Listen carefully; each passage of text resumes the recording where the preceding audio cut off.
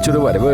ടൂറാണോ? ടൂറൊന്നല്ല മൂപ്പ, എന്തോ ഫോട്ടോ എടുക്കാനുള്ള പരിപാടിയാ. മൂപ്പ, നമ്മള് ജനങ്ങളെ കുറിച്ചും കാടിനെ കുറിച്ചും ഡോക്യുമെന്ററി ഫിലിം എടുക്കാൻ വന്നിരിക്കവര്. ആണോ? ഇവിടെ നിങ്ങളുടെ നാടിനെ കുറിച്ച് ഇവിടെയുള്ള ആചാരങ്ങളെ കുറിച്ച് ഒരുപാട് പറഞ്ഞിട്ടുണ്ട്.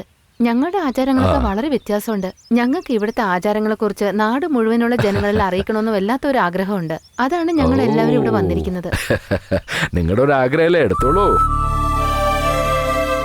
ഈ മലപ്രദേശത്ത് ഒരു 300-400 കുടുംബങ്ങളുണ്ട്.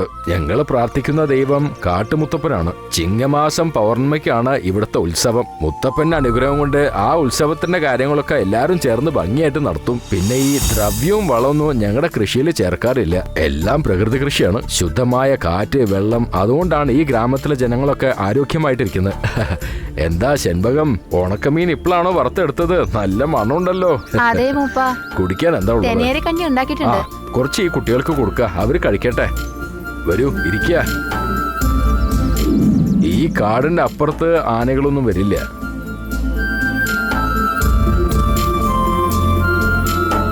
എങ്ങനെയുണ്ട്? നന്നായിട്ടുണ്ട്. പോട്ടെ ശെൻപകം. ആവട്ടെ. മരങ്ങളൊക്കെ വെട്ടി കാടിങ്ങനെ ചെറുതായിക്കൊണ്ടിരിക്കുക. ഞങ്ങളുടെ ഗ്രാമത്തിന് ചുറ്റും ഒരു 10-15 ഗ്രാമമുണ്ട്. ഓരോ ഗ്രാമത്തിനും ഓരോ ആചാരങ്ങളും അനിഷ്ടങ്ങളുമാണ്. എല്ലാവരും സ്വാതന്ത്ര്യമായി ജീവിക്കുന്നു. ആർക്കും ഒരു പ്രശ്നമില്ല. ഇതിനെയൊന്നും ഞങ്ങൾ മരവും ചെടിയായിട്ട് കാണാറില്ല. എല്ലാം ഞങ്ങളുടെ മുത്തപ്പന്റെ മക്കളാ. ആരും ഇവിടെ ഒരു ചെടിയും പറിച്ചെടുക്കാറില്ല. ചില ആൾക്കാരെ സ്വാർത്ഥ താല്പര്യത്തിന് വേണ്ടി മരങ്ങളൊക്കെ മുറിച്ച് ഈ കാടിനെ നശിപ്പിക്കുകയാണ്. ഇവിടെ റോഡ് വരുന്നു, ബസ് വരും എന്നൊക്കെ പറയാറുണ്ട്. ഇതുവരെ അങ്ങനെ ഒരു കാര്യം സംഭവിച്ചിട്ടില്ല. ആരോടാ പരാതി പറയാ? പതുക്കെ വരൂ. മരിച്ച എവിടെയാണ് സംസ്കാരം ചെയ്യാറുള്ളത്? നോക്കി വരണേ. മരിച്ചവരുടെ പേര് 3 കൊല്ലത്തിന് ശേഷം എഴുതി വെക്കാറുണ്ട്. ഇവിടെ ശവം കത്തിക്കാറില്ല. നിക്ക്. ചെരുപ്പൊന്നും ഇട്ടുകൊണ്ട് പോകാൻ പാടില്ല. ഇവിടെ എത്തിച്ച് പോയാൽ മതി. ഓരോരുത്തരുടെ ശക്തിക്കനുസരിച്ച് ഇവിടെ വിഗ്രഹം വെക്കാറുണ്ട്. ചില ആൾക്കാര് കല്ലോണ്ട് പ്രതിഷ്ഠിക്കും. എല്ലാം വിശ്വാസമാണല്ലോ മോളെ.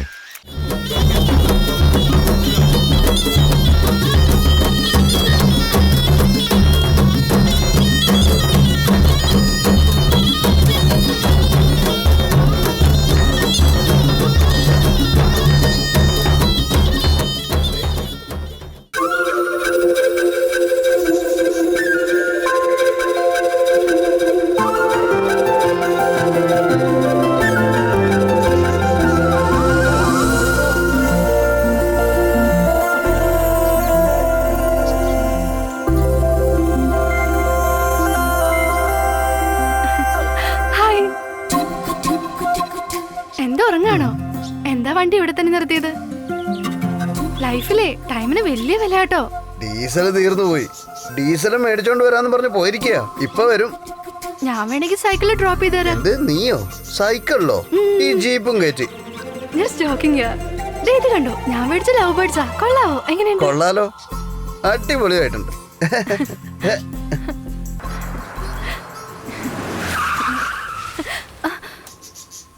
അമ്മാവൻ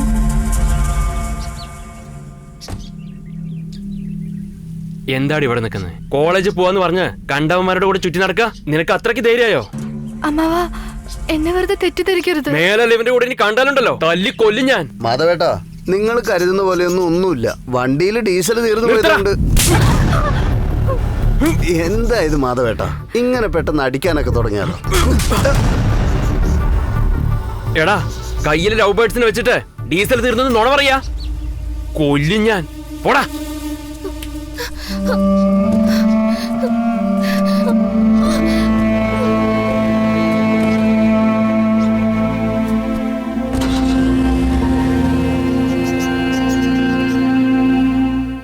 നീ ദേഷ്യപ്പെടാൻ മാത്രം ഇപ്പൊ എന്താ സംഭവിച്ച്? കുമരൻ കൊച്ചു കുട്ടിയാവുമ്പോ തൊട്ട് നമുക്ക് അവനെ അറിയാം. അവന്റെ ജീപ്പിലല്ലേ ഇവളും ഇവളുടെ കൂട്ടുകാരികളും കോളേജിലേക്ക് പോകാറുള്ളത്. നമ്മൾ തന്നെ കാണുന്ന ഓരോന്നിനും നമ്മൾ തന്നെ വ്യാഖ്യാനം ഉണ്ടാക്കുന്നതാണ് തെറ്റ്. അളിയൻ ഇതേ പറയുന്നു, എനിക്ക് നന്നായിട്ട് അറിയാം. എനിക്ക് പറയാനുള്ളത് നിന്നോടാ സാവിത്രി. ഇന്ന് വരെയ്ക്ക് നീ സംസാരിക്കുന്നതിൽ എതിർത്ത് ഞാൻ പറഞ്ഞിട്ടുണ്ടോ? അത് നിന്റെ മോൾക്കും പറഞ്ഞു കൊടുക്ക്. നമ്മുടെ തറവാടിന് ദുഷ്പേരുണ്ടാക്കണ്ടെന്ന്. മഞ്ഞപ്പിത്തമുള്ളവർക്ക് കാണുന്നതെല്ലാം മഞ്ഞായിട്ട് തന്നെ കാണുക. അളിയ, ഈ അഡ്വൈസ് ഒന്നും എന്നോട് പറയണ്ട.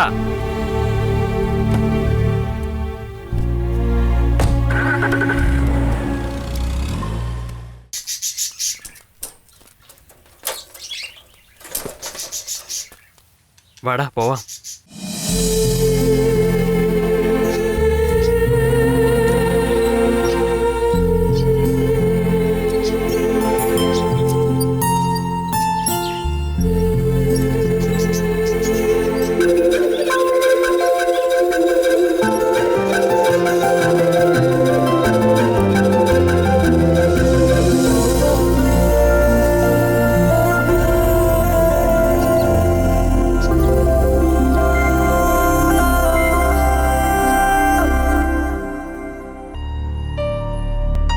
വന്നേ, ഒരു ചായ പോയി കുടിക്കാം. എനിക്ക് വേണ്ട, നിങ്ങൾ പോയി കഴിക്കും. ആ ഇറങ്ങി വാടാ.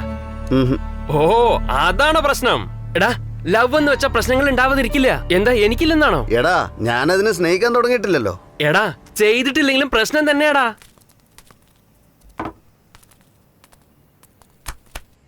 ചേട്ടാ കടുപ്പത്തിൽ 2 ചായ എടുത്തേ. ഹാ ഇരിക്കും മക്കളെ. അച്ഛാ, ഏ കുമാരൻ ഒരാഴ്ചയായിട്ട് കടയിൽ വന്നിട്ടേ ഇല്ല. ആണോ മോളെ? ഓ ദേഷ്യത്തിലായിരിക്കും. വാ മോളെ, നമുക്ക് അവനെ പോയി വിളിക്കാം. എടാ മോനെ, ഞാൻ തെറ്റിദ്ധരിച്ചല്ല നിനക്ക് ദേഷ്യപ്പെടേണ്ട ആവശ്യമുള്ളൂ. എനിക്ക് നിന്നെ കുറിച്ച് അറിയാം, എന്റെ മോളെ കുറിച്ച് നന്നായിട്ട് അറിയാം. മാധവൻ ആളൊരു ചൂടനാ. അവൻ പറയുന്നൊന്നും അത്ര കാര്യാക്കണ്ടെന്നേ. 100 രൂപ തരാം, ഒന്ന് ചിരിച്ചേ. എന്നാ ഒരു ക്വാർട്ടർ വാങ്ങിച്ചാരാ. അതങ്ങോട്ട് ഒഴിക്കണ്ട നേതാവേ. ഒന്ന് സമാധാനായി ഇരിക്കേ. കൈ വിറച്ചിട്ട് വയ്യ, ഒന്ന് ഒഴിക്കേ.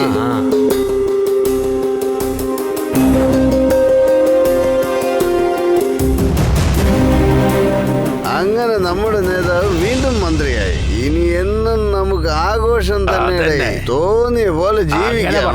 നേതാവേ, ഇവിടുന്ന് ഫ്ലൈറ്റും പിടിച്ച് തിരുവനന്തപുരത്ത് പോയിട്ട് വനവകുപ്പ് മന്ത്രിയായിട്ട് തിരിച്ചു വന്നിരിക്കുന്നു. വിദ്യാഭ്യാസ മന്ത്രി ആയിരുന്നെങ്കിൽ കോളേജുകളൊക്കെ കെട്ടി 4 കാശുണ്ടാക്കാമായിരുന്നു. അറ്റ്ലീസ്റ്റ് തൊഴിൽ വകുപ്പ് മന്ത്രി ആയിരുന്നെങ്കിൽ ഒരുപാട് വെട്ടിപ്പുകളൊക്കെ നടത്തി അങ്ങനെയെങ്കിലും കാശുണ്ടാക്കായിരുന്നു. വെറും വനവകുപ്പ് മന്ത്രിയായിട്ട് വന്നിരിക്കുന്നു. വല്ല കിഴങ്ങും കുഴിച്ചിട്ട കാശ്. എന്താടോ താൻ മനസ്സിലായിട്ടാണോ ഇതൊക്കെ പറയുന്നേ? ആ മിനിസ്റ്റർ ഈ മിനിസ്റ്റർ എന്നൊക്കെ പറഞ്ഞ് നാളെ വീട്ടില് CBI കേറി വരും. ഇവനെ ഒരു സാധാരണ റേഞ്ചറാ. ഇവനോട് ചോദിച്ചു നോക്ക്. ആനക്കൊമ്പ്, പുലിത്തോല്, ചന്ദനമരം ഒക്കെ കാശാണ് സാറേ. 100 എണ്ണത്തിനെ പിടിച്ചാൽ 2 എണ്ണത്തിനെ കേസാക്കും. ആരാ നമ്മളോട് ചോദിക്കാൻ? ഇതൊരു നക്ഷത്രം പോലെയാണ്. അത് മാത്രമല്ലാതെ മൊത്തം മലയുടെ മണ്ണ് തന്നെ കാശാണെന്നേ. എടോ, എല്ലാം അറിഞ്ഞു തന്നെ ഇയാള് മന്ത്രിയായിരിക്കുന്നത്. ഇദ്ദേഹം ഒരു പുലിയല്ലേ, പുലി. അല്ല, മുള്ളംപാറയിലുള്ള ജനങ്ങൾക്ക് പട്ടയം കൊടുക്കാൻ വേണ്ടി ഗവൺമെന്റ് നിയമം പാസ്സാക്കിയിട്ടുണ്ടാവല്ലോ. ഈ ഡിസ്ട്രിക്റ്റില് 3 വർഷം നീയാണ് കളക്ടർ. അതിനുള്ളിൽ ഈ മല മുഴുവനും നമുക്ക് സ്വന്തമായിരിക്കണം.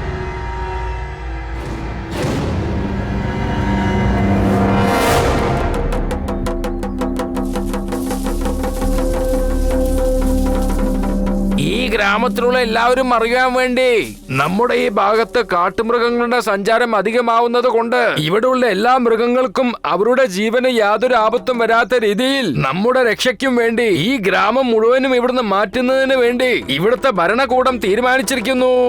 ഇവിടെയുള്ള എല്ലാവരും 1 മാസത്തിനകം ഈ ഗ്രാമം ഒഴിഞ്ഞുകൊടുത്ത് മറ്റു സ്ഥലത്തേക്ക് പോകാൻ വേണ്ടി ഭരണകൂടം അറിയിച്ചിരിക്കുന്നു. ഇവന്മാർക്ക് അല്ലെങ്കിലും ജോലിയും കൂലിയും ഒന്നും ഇല്ലല്ലോ, ചുമ്മാ മനുഷ്യരെ മെനക്കെടുത്താൻ.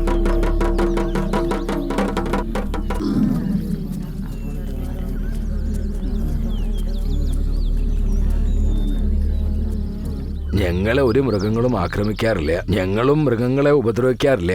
പിന്നെ എന്തിനാ ഞങ്ങളോട് പോകാൻ പറഞ്ഞ? അതിനിവിടെ ഒന്നും പറഞ്ഞില്ലല്ലോ. സർക്കാർ പറഞ്ഞാൽ നിങ്ങൾ നിഷേധിക്കുമോ? സർക്കാർ പറഞ്ഞു എന്ന് വെച്ച് എന്താ ഇതൊക്കെ? തലമുറകളായി ജീവിക്കുന്ന സ്ഥലമാണിത്. കുറ്റിയും പറിച്ച് പെട്ടെന്ന് പോകുന്നു പറഞ്ഞാൽ ഞങ്ങൾ എങ്ങോട്ട് പോകും? മൂപ്പാ, നിന്റെ ജീവിതമൊക്കെ ജീവിച്ചു തീർന്നില്ലേ? സർക്കാർ വേറെ സ്ഥലം തരാന്ന് പറഞ്ഞല്ലോ. താമസിക്കുന്ന സ്ഥലം അല്ലല്ലോ, ഈ കാട്ടിലല്ലേ ഞങ്ങൾ കൃഷി ചെയ്ത് ജീവിക്കുന്നത്. വേറെ സ്ഥലത്ത് പോയി ഞങ്ങൾ എന്താ ചെയ്യാ? അത് ശരി, നിങ്ങൾക്കൊക്കെ ഉരുട്ടി വായിലോട്ട് വെച്ച് തന്നല്ലേ പോകത്തുള്ളോ? ഇങ്ങനെ പറഞ്ഞ എങ്ങനെ സാറേ? ഇവിടം വിട്ട് ഞങ്ങൾ പോകത്തില്ല. നിങ്ങളെ കൊണ്ട് പറ്റുന്നത് ചെയ്തോ സാറേ. ഞങ്ങൾ ഈ പറയുന്നത് വെറും വാക്കല്ല, ഇത് ഞങ്ങളുടെ മണ്ണാ. ഒരുത്തരും ഞങ്ങളെ ഒന്നും ചെയ്യില്ല. ഡാ നാവടക്കടാ. സർക്കാരിന് വല്ലതും തൊലിക്കുന്നുണ്ടോ നീ? ഉണ്ടെങ്കിൽ 4 കീറ പായുണ്ടാവും. അതെങ്കിലും കൈവിട്ട് പോവാതെ നോക്കിയോ. നിങ്ങളോട് എല്ലാവരോടും പറയുവാ, 1 മാസം സമയം തരാം. കെട്ടും പെട്ടിയെടുത്ത് പൊയ്ക്കോണം, ഇല്ലെങ്കിൽ ഒരുത്തനും ജീവനോടുണ്ടാവില്ല. ഡോ വണ്ടി എടുക്കടോ.